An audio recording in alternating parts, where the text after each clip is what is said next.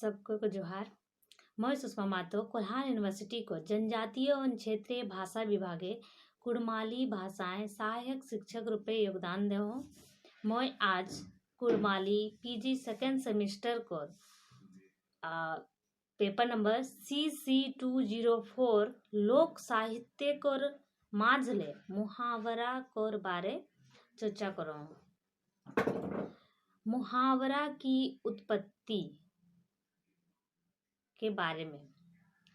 मुहावरा का जन्म स्थान गांव घर से ही होता है, जहां कोई भाषा अपने आप फैल जाता है और एक साधारण भाषा में जाकर मिल जाता है, जिसे बाहर करना बाद में मुश्किल ही नहीं नामुमकिन हो जाता है।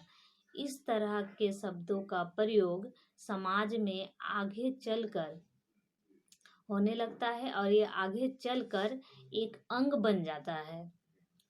भाव व्याकुल के समय कुछ ऐसी भाषा की आवृत्ति निकल जाती है जिसे बाद में हम अलग नहीं कर पाते। गांव घर में जैसे जब पति पत्नी पढ़ा लिखा नहीं होते हैं, फिर भी इस तरह का बातों का प्रयोग करते हैं,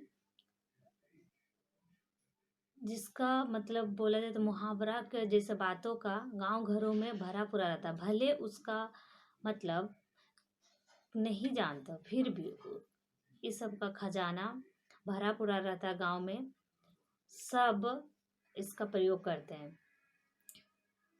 जब एक शब्द का अर्थ निकालते हैं तो किसी दूसरा वाक्य का सहारा लेना पड़ता है, क्योंकि मुहावरा का एक दूसरा अर्थ ये भी होता है कि बातों को घुमा फिरा के कहना, जो रसयुक्त तथा अलंकृत रहता है, जिसको सुनने में मन में एक अलग प्रकार की अनुभूति मतलब जानने का इच्छा अपने आप प्रकट हो जाती है और बातचीत, आचार विचार तथा व्यवहारिक करने का ज्ञान स्पष्ट हो जाता है,